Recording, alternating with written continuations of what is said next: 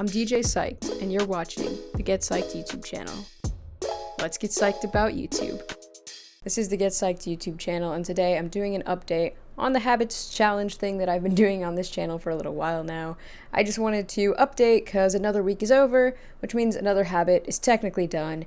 And I'm going to touch basis on how all of the habits have been going. Since I have made them cumulative, I've continued doing all of the ones that I started doing with this challenge, and I just want to talk about how they're all going. So first and foremost, journaling.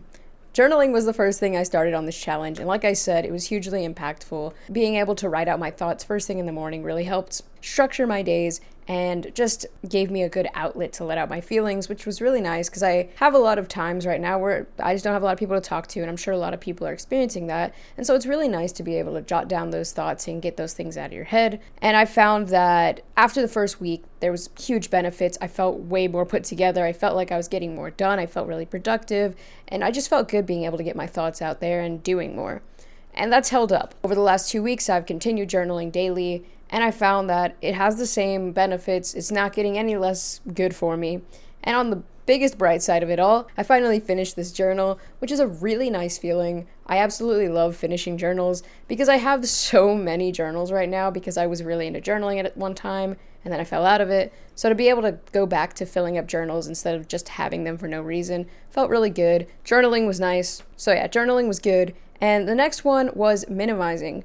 I wanted to do a week of digital minimalism, and like I said last week, this is a project. I realized that, and that's an important thing to realize. You learn things as you do them, right? And I found out that doing the minimizing thing, the reason I've struggled so bad with this in the past with digital minimalism, or even just basic organization of my digital life, is the fact that I always made it this big thing in my mind. Like I'd have to sit down and fix absolutely everything and go through absolutely everything in my computer and go through all my pictures. And yes, I do have to do all that stuff eventually, but it's not going to happen in one day or one weekend. And the more I think of it like that, the more daunting of a task it is, the less likely it will happen. Today I just got up, went up to my computer, I went to my documents, I thought this is a mess, and I made some folders and I threw stuff in some folders, and the process, it's starting. It's slow, it's steady, but it's starting. I'm taking it piece by piece. I have been putting stuff into folders. As I save new things, I make sure that the names are relevant and that they're going places they belong. That's something that I think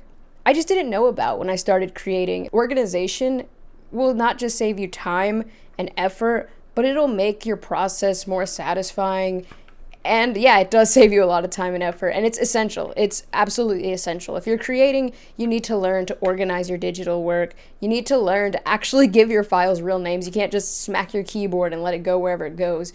You need to make sure that your stuff is labeled. You know where all your works are. So when you have a project you want to do, you can easily utilize your resources without having to do a bunch of digging, wasting a bunch of time, and losing some of that inspiration. I quite often get ideas of old videos I have, and I'm like, whoa, I could use this old video clip to do this. But then I spend forever trying to find the video clip, and I lose the momentum, or I wasted the time that I don't have to waste because I don't have a lot of time to create.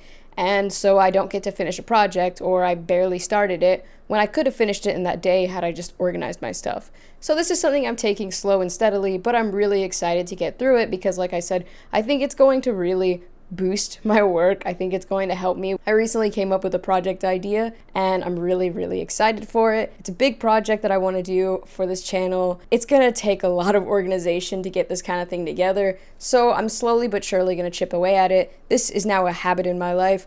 When I do things, I try to organize them on my computer, and I'm going to continue to organize stuff that I didn't organize. But my tip to anyone who has this kind of struggle, don't make it an overwhelming task. Don't convince yourself you need to sit down one day and fix everything. Just slowly but surely start reorganizing your stuff, actually naming your files, like I said, putting things in folders, saving things onto hard drives, makes a really big difference in the end. That's what I've learned from that. And last week's challenge, the one that this video is mostly about, I guess, or the one that this video is for, no spending.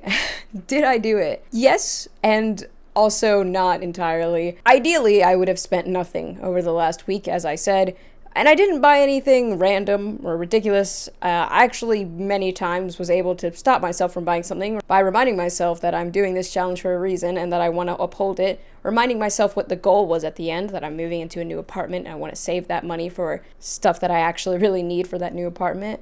So I was able to make better choices, but in the end, did I 100% do the absolute minimum spending? no, I did eat out a few times, but one way to think of it is that with finances, just like anything else in the world, you can't really let yourself feel guilty and fall into a trap of, I did it this one time and I shouldn't have, so I'm just going to keep doing it. So yeah, just because I ate out one day doesn't mean, screw it, I'm not doing this no spending thing anymore, I'm going to spend a bunch. It's not what it means at all.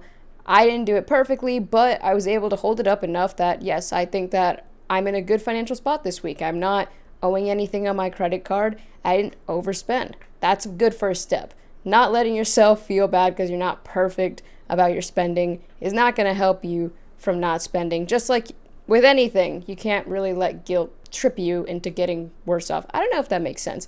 But my whole point is, yes, the no spending thing was really good. It was nice to be able to stop myself from making purchases I didn't need to make. No spending has actually been really nice in the sense that it has stopped me from buying things I really don't need.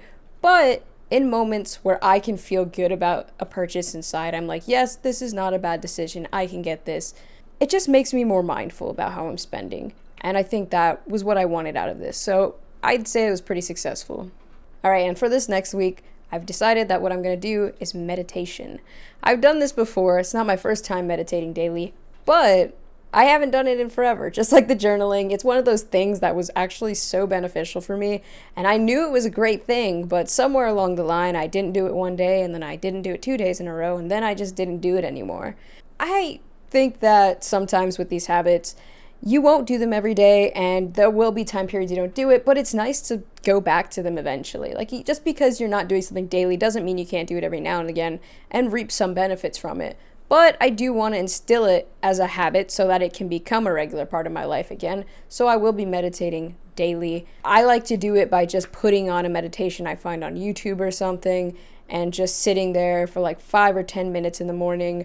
I very much have a brain that runs a million miles per hour, like most people these days. It's really nice to get good at meditating and to take that break, because your mind running at a million miles per hour all the time is exhausting, and it's just really nice to meditate and to take that break and to just have those few moments where, for once, things are not entirely chaotic and the weight of everything is not on you. I love meditating because sometimes I just worry too much, or sometimes I'm just overthinking things too much, and it just starts to feel like there's this daunting weight on me all the time. And when I meditate, I feel like that weight is lifted. There's nothing in the world that matters in those moments, and it just feels good. So I'm excited to get back into meditating because whenever I do it, I feel good. Why don't I do it daily? I don't know, but I'm going to start doing it daily again because it is a fantastic practice. When I give my update, I'll talk more about stuff that I've learned about meditating from like Stoicism and from people like Matt D'Avella, and just what other kind of real benefits can come from meditating, because meditating is a practice that it's just so underrated sometimes. So yeah, that's the next habit that I'm going to do. I'm pretty stoked for it, or psyched. And if you're interested, I just wanted to add this note. I did do a habits change blog post for WKNC. I'll link that below. Dr. Nakost gave some social psychological advice for helping in this time of quarantine. With his permission, I quoted him in that article about how I think this habit change challenge has linked greatly to that idea of structuring your days to help ease any psychological discomfort. Like I said, that's what journaling has given me, structure in my days. So yeah, that's just something. If you're interested, definitely check that out. And you know what? Until next time, let's just stay psyched. And if you are doing this challenge too, let me know below what it is that you're doing. What are your habits that you're trying to instill? And until next time, let's stay psyched about habit change.